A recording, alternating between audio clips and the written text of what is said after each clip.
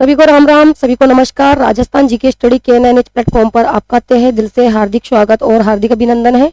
आशा और उम्मीद है कि आप सभी अच्छे होंगे, मस्त होंगे और आप अपनी तैयारी में लगातार व्यस्त होंगे। तो यहाँ पर आज 20 इंपॉर्टेंट क्वेश्चन है geography, art of culture and history से। ठीक है, तो एग्जाम की दृष्टि से जो भी क्वेश्चन आपको यहाँ पर सोल्व करवाए जा रहे हैं वो काफी इंपॉर्टेंट रहने वाले हैं, चाहे आप किसी भी कॉम्पिटिशन एग्जाम की तैयारी कर रहे हो। तो आइए आज का सेशन शुरू करते हैं। और सेशन शुरू करने से पहले आप सभी से रिक्वेस्ट है कि फटाफट क्लास के साथ जुड़ जाइए और दबा के एक बार क्लास को ज्यादा से ज्यादा शेयर कर दीजिए। तो देख लेते हैं आज का पहला क्वेश्चन, ध्यानपूर्वक पढ़िएगा कि बीकानेर क्षेत्र में लड़कियों और अछूतों की शिक्षा हेतु किस संस्था ने पुत्री पाठशाला और कबीर पाठशाला स्थापित करी। 4 ऑप्शन है यहाँ पर आपके सामने, बताइए क्या करोगे। क्वेश्चन नंबर 1 का राइट आंसर, तो हमारा जो राइट आंसर है यहाँ पर क्या होगा, ए ऑप्शन सर्वहितकारिणी सभा। और जो ये सर्वहितकारिणी सभा है इसकी स्थापना कब की गई थी, 1907 में। क्वेश्चन बनकर आ सकता है कि सर्वहितकारिणी सभा की स्थापना कब हुई थी, 1907 में। और कहां पर स्थापना की गई थी इसकी, चूरू में। ठीक है, या फिर इसकी स्थापना किसके द्वारा की गई थी, तो गोपाल दास, इसके द्वारा गोपाल दास द्वारा इसकी स्थापना की गई थी 1907 में। तो इनके द्वारा कबीर पाठशाला और पुत्री पाठशाला की स्थापना की गई। यहाँ पर हमारा जो राइट आंसर है ए ऑप्शन हो जाएगा। क्वेश्चन आपको बनाकर दिया जा सकता है कि सर्वहितकारिणी सभा की स्थापना निम्न में से कौन से जिले में हुई, तो चूरू। या फिर किसके द्वारा की गई, तो गोपाल दास के द्वारा। या फिर कब की गई, तो 1907 में। ठीक है, right answer A option. Next question देखते हैं, क्वेश्चन नंबर 2। बताइए भाई, क्वेश्चन को ध्यानपूर्वक पढ़िएगा। क्या पूछा गया है कि वागड़ी बोली रो मुख्य क्षेत्र है, यानी वागड़ी जो बोली है ये मुख्य रूप से कौन से क्षेत्र में बोली जाती है। यहाँ पर आपको नाम दिए गए हैं वागड़ी बोली। क्या करने वाले हैं, क्वेश्चन नंबर 2 का राइट आंसर। तो यहाँ पर हमारा जो राइट आंसर होने वाला है वे बी ऑप्शन। जो वागड़ी बोली है ये बोली जाती है डूंगरपुर और बांसवाड़ा। कौन से जिलों में बोली जाती है, डूंगरपुर और बांसवाड़ा। ठीक है, जबकि कोटा, बूंदी, झालावाड़, कोटा, बूंदी, बारा और झालावाड़ इनमें बोली जाती है कौन सी बोली, हाड़ौती बोली। ये हाड़ौती बोली कहां पर बोली जाती है, तो कोटा, बूंदी, बारा और झालावाड़। ठीक है, इसके अलावा और दे रखा है ऑप्शंस में उदयपुर और राजसमंद। बताइए कि उदयपुर और जो राजसमंद जिले हैं इनमें कौन सी बोली बोली जाती है, तो यहाँ पर बोली जाती है मेवाड़ी। मेवाड़ी जो बोली है आप सभी जानते हैं कौन से जिलों में बोली जाती है, उदयपुर, भीलवाड़ा, चित्तौड़गढ़ और राजसमंद जिलों में। ठीक है, अजमेर और टोंक यहाँ पर कौन सी बोली बोली जाती है, फटाफट आंसर दीजिएगा कि अजमेर और टोंक में निम्न में से कौन सी बोली बोली जाती है, तो यहाँ पर बोली जाती है ढूंढाड़ी। इस प्रकार से क्वेश्चन बनाकर आपको वहां पर दिया जा सकता है कि ढूंढाड़ी जो बोली है वो निम्न में से कौन से जिलों में बोली जाती है, तो अजमेर और टोंक के आसपास के क्षेत्र में बोली जाती है ढूंढाड़ी। जबकि मेवाड़ी बोली उदयपुर, भीलवाड़ा, चित्तौड़गढ़ और राजसमंद। ठीक है, डूंगरपुर और बांसवाड़ा यहाँ पर बोली जाती है वागड़ी बोली। और कोटा, बूंदी, बारा और झालावाड़ यहाँ पर बोली जाती है हाड़ौती बोली। ठीक है, सारे ऑप्शंस क्लियर। नेक्स्ट क्वेश्चन देखते हैं, क्वेश्चन नंबर 3 कि राजस्थान में नाइट्रेट की उपस्थिति के कारण कौन सी मृदा उर्वरक है। 4 ऑप्शन है यहाँ पर आपके सामने। क्या करोगे, क्वेश्चन नंबर 3 का राइट आंसर, नाइट्रेट की उपस्थिति के कारण कौन सी मृदा उर्वरक है, भूरी रेतीली मिट्टी। यहाँ पर हमारा जो राइट आंसर है डी ऑप्शन हो जाएगा। और जो भूरी रेतीली मिट्टी है, कौन बताएगा, ये भूरी जो रेतीली मिट्टी है ये राजस्थान के कौन से भाग में पाई जाती है। बताइए भाई, भूरी रेतीली मिट्टी राजस्थान के कौन से भाग में पाई जाती है, तो ये पाई जाती है पश्चिमी भाग, यानी अरावली के पश्चिमी भाग में पाई जाती है। अरावली के पश्चिमी भाग में पाई जाने वाली मिट्टी है भूरी रेतीली मिट्टी। और भूरी रेतीली मिट्टी को अन्य नाम से जानते हैं, किस नाम से, सिरोज मृदा। सिरोज बोल दो या फिर धूसर मृदा बोल दो। ठीक है, और इसमें सर्वाधिक कौन से तत्व की अधिकता होती है? फास्फेट की। ठीक है, तो यहाँ पर हमारा जो राइट आंसर है वो डी ऑप्शन हो जाएगा। नेक्स्ट क्वेश्चन देखते हैं, क्वेश्चन नंबर 4 की कच्ची घोड़ी नृत्य किस अवसर पर किया जाता है? ये तो आप सभी जानते हैं, जो कच्ची घोड़ी नृत्य है ये कौन से क्षेत्र में किया जाता है? शेखावटी क्षेत्र में। कहाँ का नृत्य है? शेखावटी क्षेत्र का प्रसिद्ध नृत्य है। और कैसा नृत्य है? ये पुरुष प्रधान, यानी पुरुषों द्वारा किया जाता है, पुरुषों द्वारा किया जाता है। लेकिन किस अवसर पर किया जाता है ये नृत्य? तो ये किया जाता है विवाह के अवसर पर। ठीक है, और इस नृत्य में किस प्रकार के वाद्य यंत्र का प्रयोग किया जाता है? तो इसमें ढोल, कौन कौन से वाद्य यंत्र का प्रयोग किया जाता है? ढोल, इसके अलावा नगाड़ा और इसके अलावा झांझ, इन वाद्य यंत्र का प्रयोग किया जाता है। इसके अलावा सर्वाधिक तेज गति से किए जाने वाला नृत्य है ये। क्वेश्चन बनकर आ सकता है कि सर्वाधिक तेज गति से किए जाने वाला नृत्य। ठीक है, सर्वाधिक तेज गति से कौन सा नृत्य किया जाता है? कच्ची घोड़ी नृत्य। और इसमें है जो कि पुरुष अपनी कमर पर है जो कि लकड़ी की घोड़ी बांध कर है जो कि इस नृत्य को करते हैं। ठीक है, शेखावटी क्षेत्र का प्रसिद्ध नृत्य है, पुरुष प्रधान नृत्य है ये। ठीक है, तो यहाँ पर हमारा राइट आंसर बी ऑप्शन हो जाएगा। आगे बढ़ते हैं, क्वेश्चन नंबर देख लेते हैं 5 कि शरणवाही नगर किस नगर का ऐतिहासिक नाम है? ये जो सारे क्वेश्चन आपको यहाँ पर सोल्व करवाए जा रहे हैं ये विगत परीक्षा में पूछे जा चुके हैं। ठीक है, बताइए क्या पूछा है कि शरणवाही नगर किस नगर का ऐतिहासिक नाम है? 4 ऑप्शन है आपके सामने, बताइए। क्वेश्चन नंबर 5 का राइट आंसर सिरोही। ठीक है, बी ऑप्शन राइट आंसर। जबकि सांबर का प्राचीन क्या नाम था? शपाद लक्ष्य, शपाद लक्ष्य, ये सांबर का प्राचीन नाम था। इसके अलावा नागौर का प्राचीन नाम की बात करें तो आई छत्रपुर, नागौर को जानते हैं आई छत्रपुर के नाम से। और जोधपुर, जोधपुर को कह सकते हैं अपन, क्या कह सकते हैं? मरुस्थल का प्रवेश द्वार या फिर नीला शहर, मरुस्थल का प्रवेश द्वार या फिर नीला शहर या फिर बोल दो सूर्य नगरी, सूर्य नगरी इसके नाम से जाना जाता है जोधपुर। ठीक है, तो यहाँ पर हमारा जो राइट आंसर है वो क्या होने वाला है? B option. नेक्स्ट क्वेश्चन देख लेते हैं, क्वेश्चन नंबर 6, बताइए। क्वेश्चन नंबर 6 का आंसर दीजिएगा आप।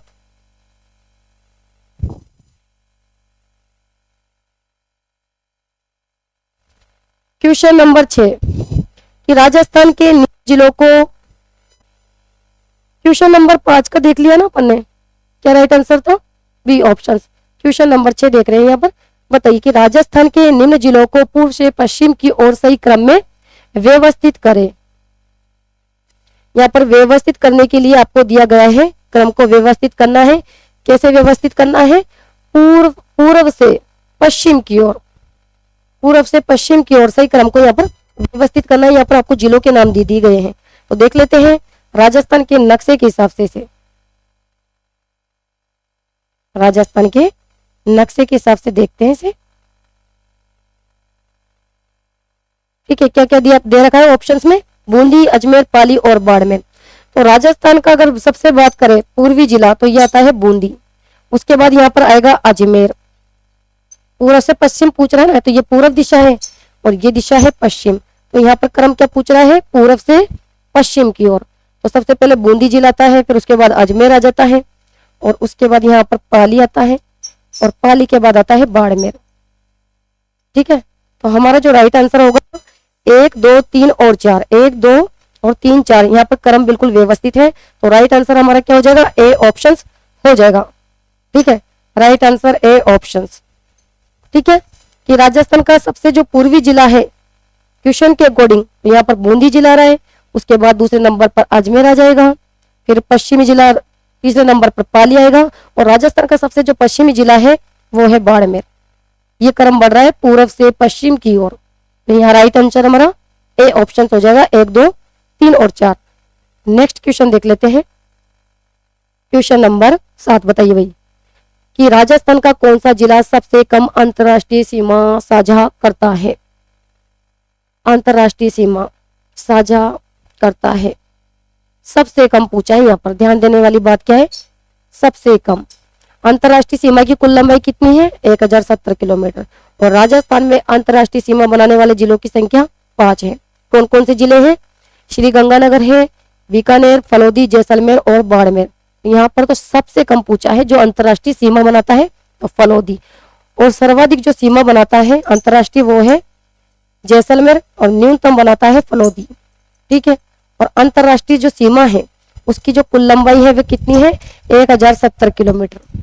ठीक है। राजस्थान के कितने जिले सीमा बनाते हैं? 5 जिले। नाम भी याद होने चाहिए आपको। ठीक है। यहाँ पर right answer C option. Next question number 8 बताइए भाई कि राजस्थान के किस शहर को सीवी रमन ने आयरलैंड ऑफ ग्लोरी नाम दिया है? वे है, क्या करने वाले हैं? सीवी रमन ने क्या नाम दिया है? आइलैंड ऑफ ग्लोरी नाम दिया है। कौन से शहर को नाम दिया है? ये 4 ऑप्शन आपके सामने। जयपुर को। ठीक है। Right answer C option. इसके अलावा जयपुर को और किस नाम से जानते हैं? रत्न नगरी। जयपुर को जानते हैं रत्न नगरी, या फिर पन्ना नगरी। जयपुर कहलाती है पन्ना नगरी, या फिर जयपुर कहलाती है गुलाबी नगरी। ठीक है। गुलाबी नगरी भी कहलाती है, या फिर जयपुर कहलाता है पूर्व का पेरिस। ठीक है। क्वेश्चन बनकर आ सकता है कि पूर्व का पेरिस कौन सा जिला कहलाता है? जयपुर। जबकि अजमेर क्या कहलाता है? राजस्थान का हृदय स्थल। अजमेर कहलाता है राजस्थान का हृदय स्थल।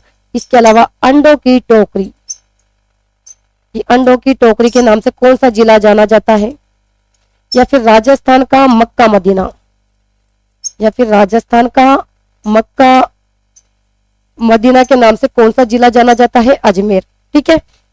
इसके अलावा उदयपुर, उदयपुर जाना जाता है झीलों की नगरी। उदयपुर को कहते हैं झीलों की नगरी, या फिर व्हाइट सिटी, व्हाइट सिटी के रूप में भी जाना जाता है, या फिर पूर्व का वेनिस। पूर्व का वेनिस कौन सा जिला कहलाता है? तो वो कहलाता है उदयपुर। ठीक है। इसके अलावा जोधपुर, अभी देखा था जोधपुर नीला शहर, या फिर सूर्य नगरी,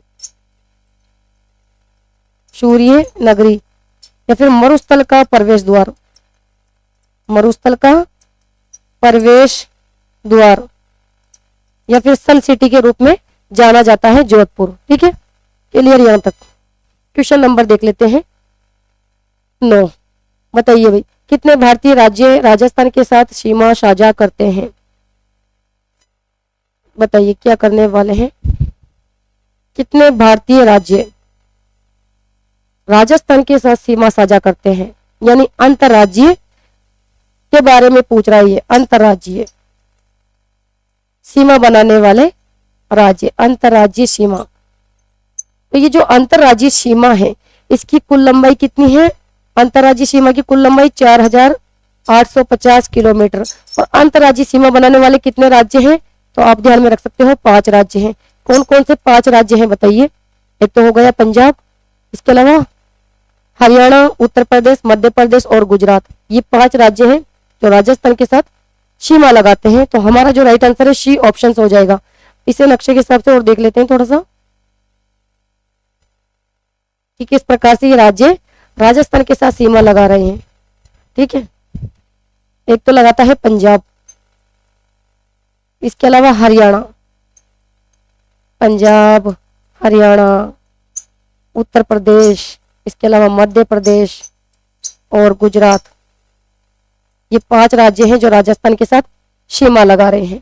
तो देख लेते हैं सबसे पहले जो पंजाब है ये राजस्थान के साथ कितनी सीमा लगाता है? 89 किलोमीटर।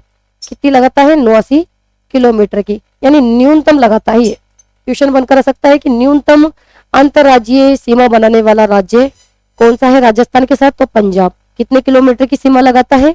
तो 89 किलोमीटर की ये सीमा लगाता है। और जो हरियाणा है ये लगाता है राजस्थान के साथ 1262 किलोमीटर की सीमा। इसके अलावा उत्तर प्रदेश बताइए कि जो उत्तर प्रदेश राज्य है वे राजस्थान के साथ कितने किलोमीटर की सीमा लगाता है? तो ये लगाता है 77 किलोमीटर की सीमा। ठीक है, इसके अलावा मध्य प्रदेश सर्वाधिक लगाता है, ये लगाता है 1600 किलोमीटर की सीमा।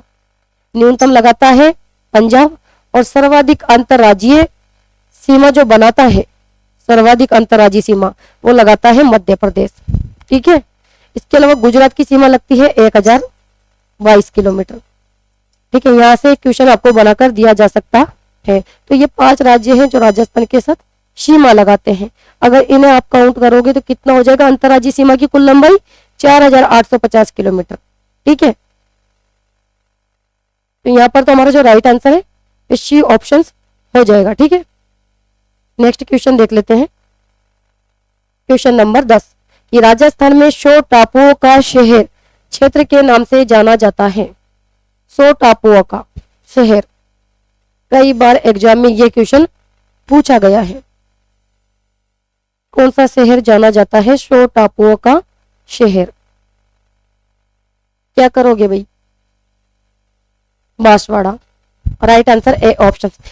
इसके अलावा जो बांसवाड़ा जिला है इसे कहते हैं वर्षा का प्रवेश द्वार। क्वेश्चन बनकर आ सकता है कि वर्षा का प्रवेश द्वार कौन सा जिला कहलाता है? तो वो है बांसवाड़ा। या फिर डूंगरपुर, ये कहलाती है पहाड़ों की नगरी, पहाड़ों की नगरी कहलाती है डूंगरपुर। इसके अलावा उदयपुर अभी बताया था मैंने आपको कि झीलों की नगरी, व्हाइट सिटी, या फिर पूर्व का वेनिस के रूप में जाना जाता है उदयपुर। और जालोर को जाना जाता है ग्रेनाइट सिटी।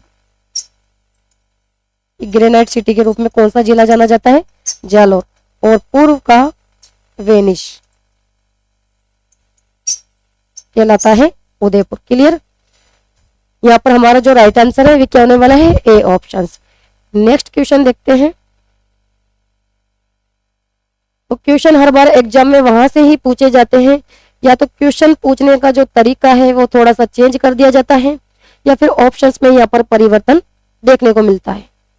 क्वेश्चन नंबर 11 का राइट आंसर बताइए कि राजस्थान के कौन से शहर को पूर्व का वेनिस कहा जाता है? अभी हमने पढ़ा था। तो पूर्व का वेनिस क्या पूछ रहा है? ध्यानपूर्वक पढ़िएगा कि पूर्व का वेनिस, पेरिस नहीं पूछा, यहाँ पर पूर्व का वेनिस पूछा है।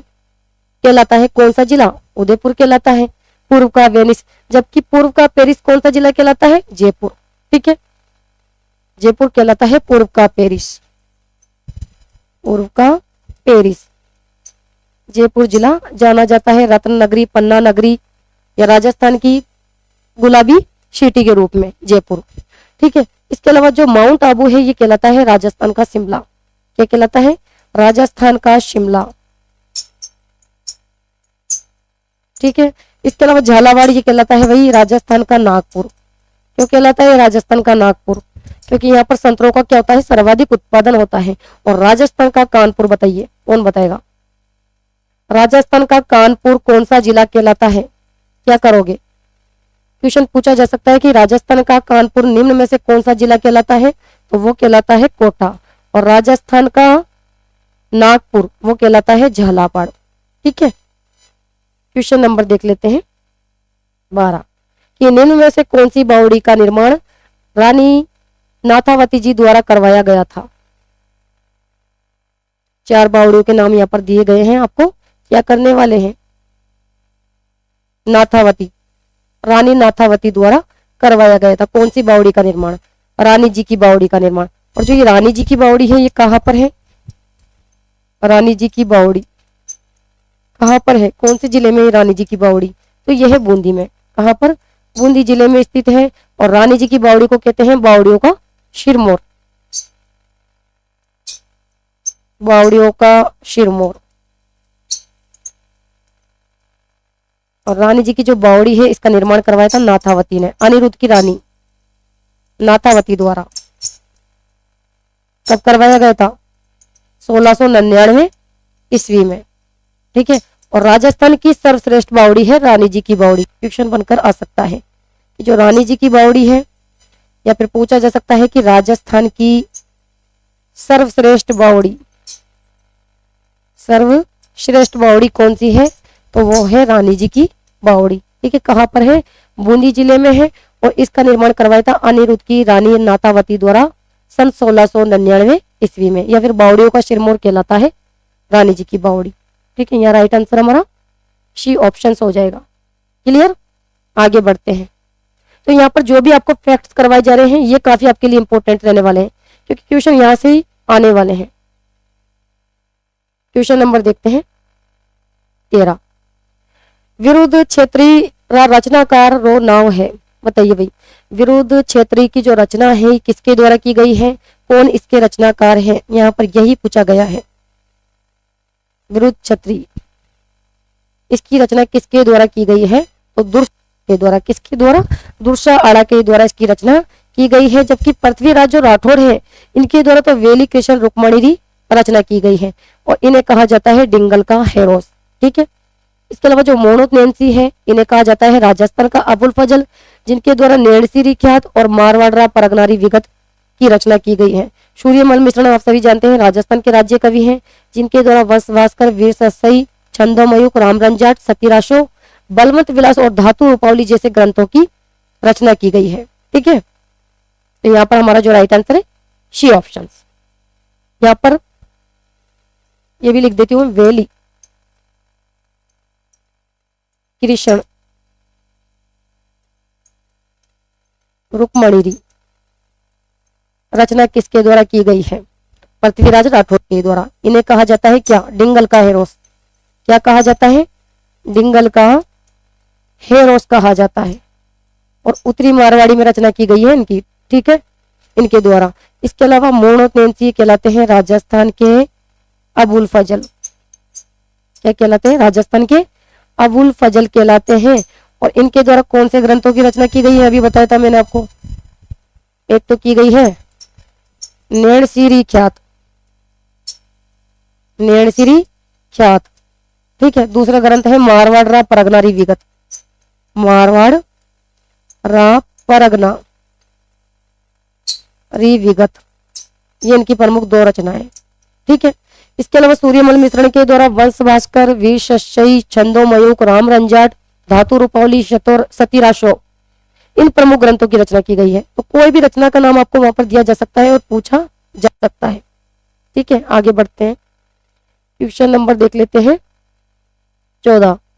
ये राजस्थान की भक्त कवियत्री गौरीबाई जलम कटे व्यो, यानी जो गौरीबाई है उनका जन्म कहाँ पर हुआ, ये पूछा गया है यहाँ पर राजस्थानी भाषा में।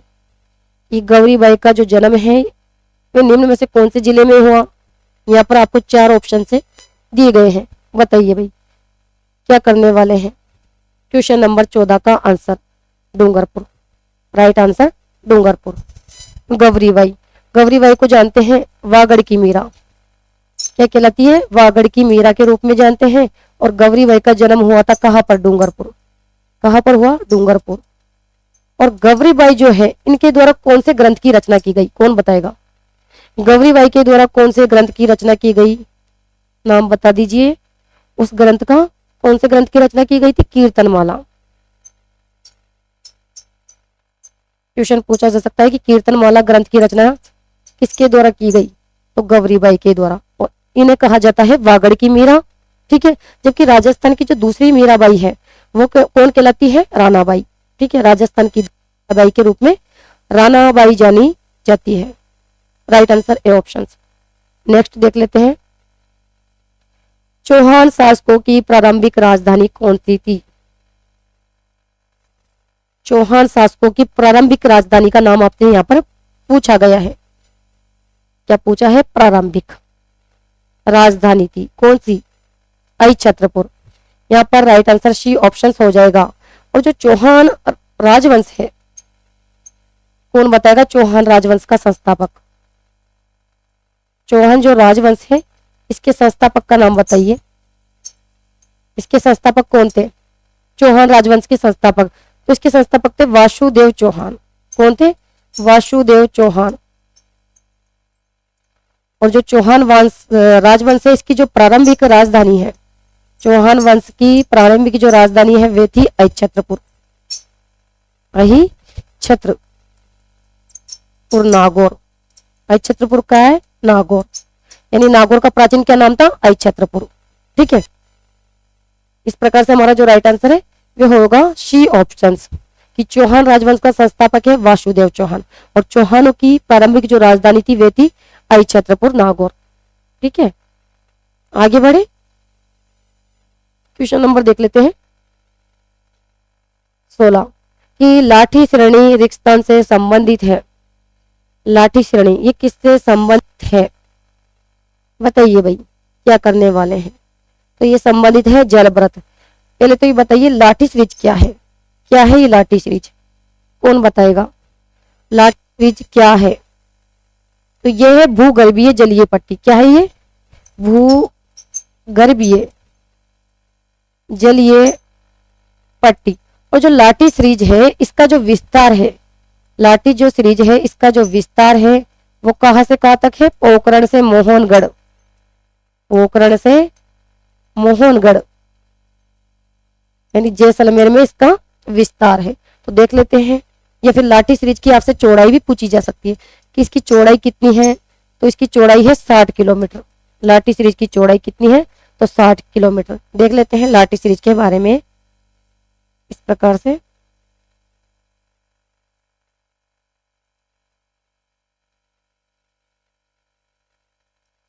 ठीक है, इस प्रकार से है ये लाठी श्रीज। इसका जो विस्तार है वे कहां से कहां तक है, पोखरण से मोहनगढ़, मोहनगढ़। और जो लाठी श्रीज ये क्या है, भूगर्भीय जलीय पट्टी। ठीक है, ये क्या है, भूगर्भीय जलीय पट्टी। और इसी के आसपास क्या पाए जाते हैं, शेवण घास के मैदान। क्या पाए जाते हैं, यहाँ पर पाई जाती है शेवण घास, शेवण घास। ठीक है, यहाँ पर देख लेते हैं सेवण, इसी के आसपास क्या पाए जाते हैं, शेवण घास। ठीक है, पूछा जा सकता है कि सेवण किसका प्रकार है, तो घास का प्रकार है। और जो सेवण घास है कहाँ पाई जाती है, जैसलमेर में। कहाँ पर पाई जाती है, जैसलमेर में पाई जाती है। और सेवण का स्थानीय नाम भी आपसे पूछा जा सकता है कि इसका स्थानीय नाम क्या है सेवण का। तो इसका स्थानीय नाम क्या है, लीलोण। सेवण का स्थानीय नाम क्या है, लीलोण। और कैसी घास होती है ये, प्रोटीन युक्त घास। कैसी घास है, प्रोटीन युक्त घास। ठीक है, शेवण। इसके अलावा इसके आसपास पाया जाता है चांदल नलकूप। इसी के आसपास क्या पाया जाता है, इस प्रकार से चांदल नलकूप। ये चांदल नलकूप है, चांदल नलकूप। और चांदल जो नलकूप है इसे क्या कहते हैं, थार का गड़ा। क्या कहते हैं, थार का गड़ा के रूप में जाना जाता है। कई बार क्वेश्चन बनकर आता है कि थार का गड़ा कहलाता है चांदल नलकूप। ठीक है, तो इस प्रकार से पूछा जा सकता है वहां पर आपसे एग्जाम में। ठीक है, ये क्या है, लाठी श्रीज यानी भूगर्भीय जलीय पट्टी। और यहाँ पर ही सेवण घास के मैदान पाए जाते हैं। या फिर सेवण घास कहाँ पर पाई जाती है, तो जैसलमेर में। या फिर सेवण का स्थानीय नाम क्या है, लीलोण। कैसी घास होती है, प्रोटीन युक्त घास। ठीक है, और इसी के आसपास पाए जाते हैं चांदल नलकूप, जिसे कहा जाता है थार का घड़ा। तो किससे संबंधित है ये, यही पूछा है यहाँ पर, जलव्रत। किससे संबंधित है, जलव्रत से। ठीक है, नेक्स्ट क्वेश्चन देख लेते हैं कि राजस्थान का वह जिला जिसकी सीमा भारत पाकिस्तान अंतरराष्ट्रीय सीमा से नहीं मिलती है। बताइए भाई, यहाँ पर 4 जिलों के नाम दे दिए गए हैं आपको। अभी मैंने आपको बताया राजस्थान में जो अंतरराष्ट्रीय सीमा है इसकी कुल लंबाई है 1070 किलोमीटर। और अंतरराष्ट्रीय सीमा बनाने वाले जिले कितने हैं, 5 जिले, श्रीगंगानगर, बीकानेर, फलोदी, जैसलमेर और बाड़मेर। ठीक है, अंतरराष्ट्रीय सीमा बनाने वाले कितने जिले हैं, 5 जिले। कौन कौन से हैं, श्रीगंगानगर, बीकानेर, इसके अलावा फलोदी, जैसलमेर और बाड़मेर। अब देख लीजिए इसमें से कौन सा जिला नहीं है इन चारों ऑप्शंस में से। क्या राइट आंसर करोगे, जोधपुर। जोधपुर अंतरराष्ट्रीय सीमा तो नहीं बनाता है, नहीं बनाता ना। तो यहाँ पर हमारा जो राइट आंसर है क्या होगा, सी ऑप्शन हो जाएगा। जबकि गंगानगर, बीकानेर और जैसलमेर ये तो अंतरराष्ट्रीय सीमा बनाते हैं, यानी इनकी सीमा किसके साथ लगती है, पाकिस्तान के साथ लगती है। ठीक है, नेक्स्ट देख लेते हैं कि बेराट सभ्यता की खोज किसने की। बताइए भाई, बेराट सभ्यता की जो खोज है वे किसके द्वारा की गई थी। चार ऑप्शन है यहाँ पर। बेराट सभ्यता की खोज किसने की थी? दयाराम सानी के द्वारा। राइट आंसर बी ऑप्शन हो जाएगा। और जो ये बेराट सभ्यता है ये कहाँ पर है? कोटपुतली।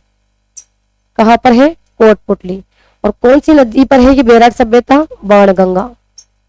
कौन सी नदी पर है? बाणगंगा नदी पर। और जो ये बेराट सभ्यता है ये कैसी सभ्यता है? कौन बताएगा कि जो बेराट सभ्यता है कैसी सभ्यता है? तो लोहा युगीन सभ्यता। कैसी सभ्यता है? लोहा युगीन सभ्यता है बेराट सभ्यता। या फिर बेराट सभ्यता का आपसे समय भी पूछा जा सकता है कि इसका समय क्या है।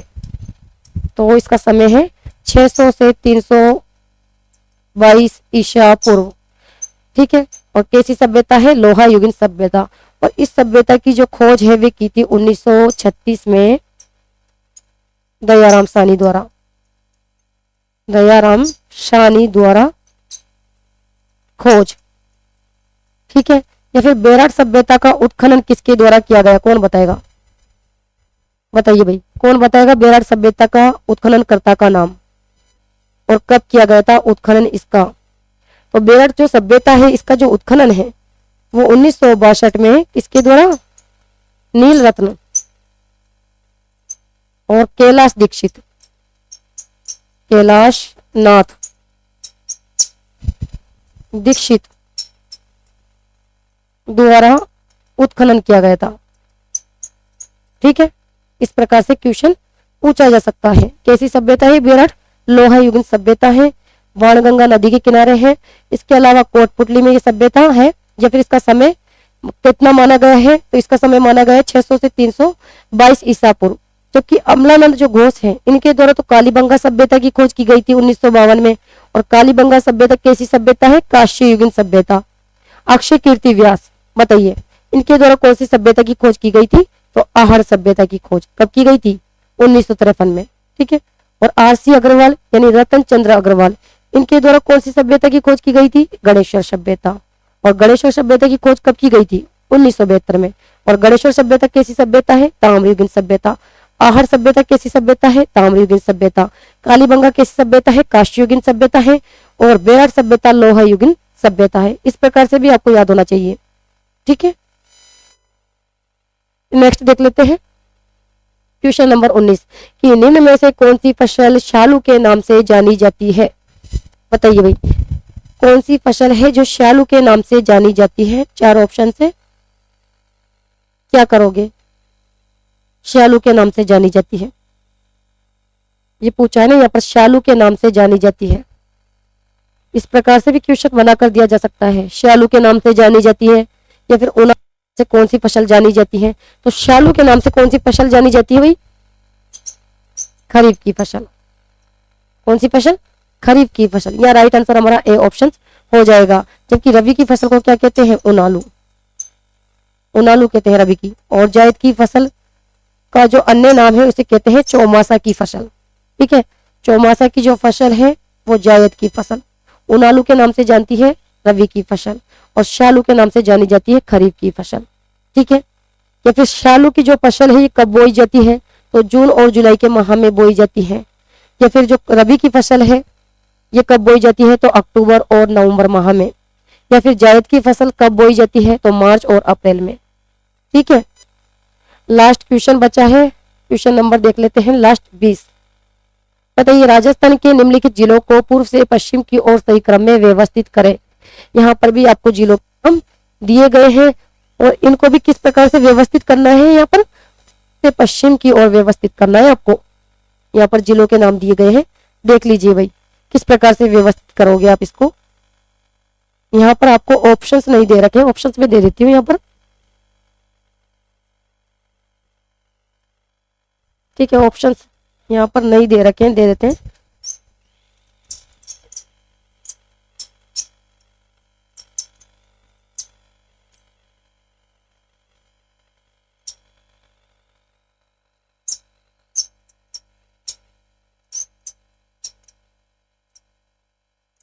बताइए भाई क्या करने वाले हैं? पूरा दिख रहा है ना आपको? बताइए पूर्व से पश्चिम की ओर सही क्रम में व्यवस्थित करना है इसको। आपको किस प्रकार से व्यवस्थित करोगे? नक्शे के हिसाब से देख लेते हैं एक बार। ठीक है।